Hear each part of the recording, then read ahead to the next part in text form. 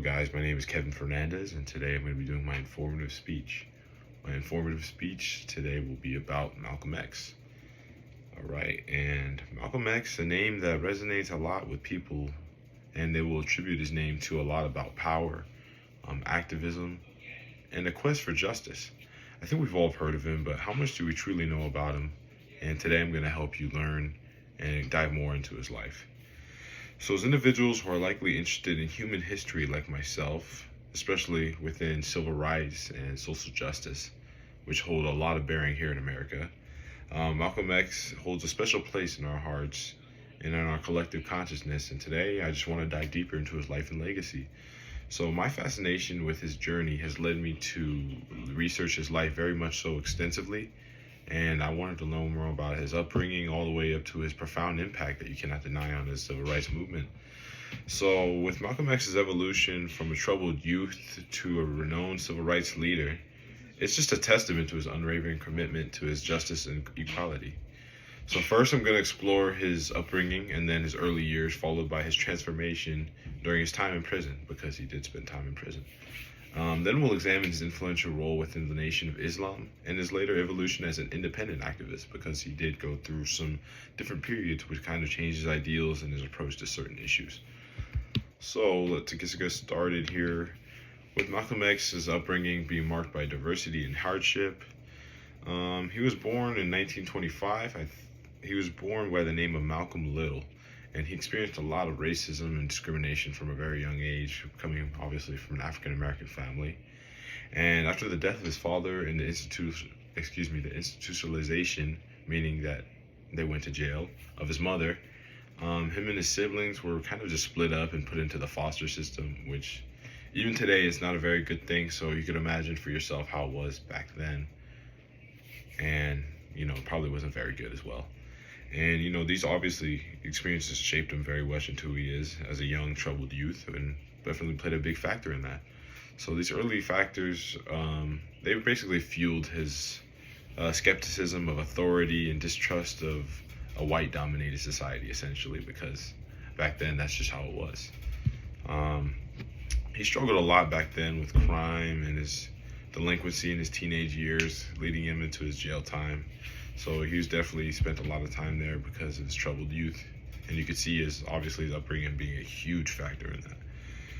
It was during his time in prison that Malcolm X underwent a transformative journey. So this time was actually beneficial for him.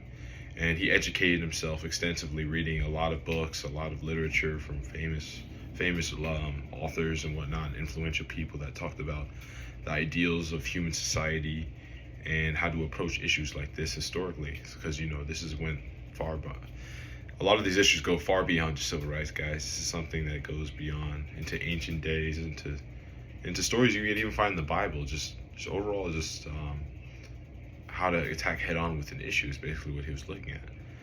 So he did it from history to philosophy, and he embraced the teachings of the Nation of Islam. So he found solace in this message of black empowerment and self-reliance. So his time in prison basically led him to the foundation of his emergence, and it gave him a very big, powerful voice for civil rights and social justice. His tenure with the Nation of Islam marked a significant chapter in his life, because this is essentially what brought him from that transformative journey as a delinquent youth to having a voice and being an educated young man. He became a devoted follower of Elijah Muhammad, who was the leader of the Nation of Islam, and quickly rose through the ranks of that organization, which was very influential around that time. Malcolm X's impassioned speeches and compromising stance against racial oppression garnered him widespread attention and also a good amount of admiration. And with admiration also comes a good amount of people who dislike what you say. So you can imagine that there was a lot of good things, but obviously with the good things come the not so great things.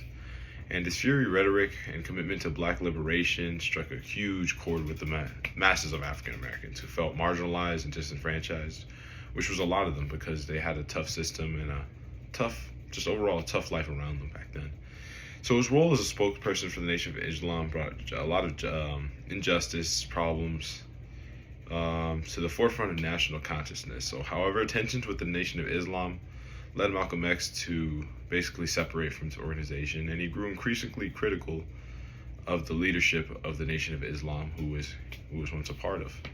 So this rift ultimately led him to his departure from this, which I just mentioned, and it made him kind of pursue his own thing. So he was on an independent path, being his own voice during the civil rights movement.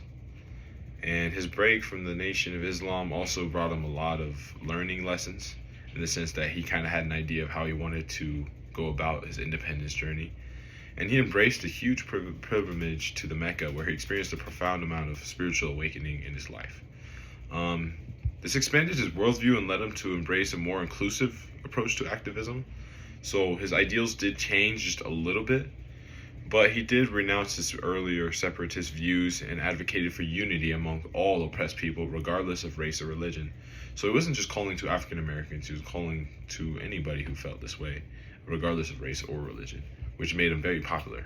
So expanded his following, basically. Malcolm X's evolving philosophy attracted a lot of things that put him into this huge figure, that put him into the same amount of stardom and influence as Gandhi's, as Martin Luther King's, as Abraham Lincoln's.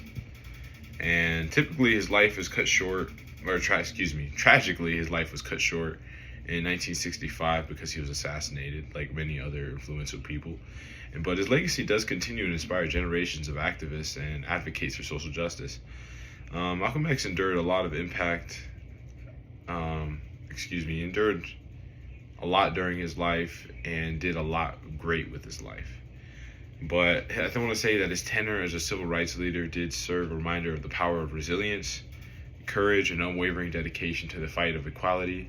And in conclusion, I think that his journey from a troubled youth to a fearless advocate for civil rights, and a fearless person not afraid to walk away and make their own path for civil rights and make their own voice, is just a big testament to the transformative power of activism. Like, let's honor Malcolm X's legacy by continuing to challenge injustice, champion equality, and work towards a more equitable society.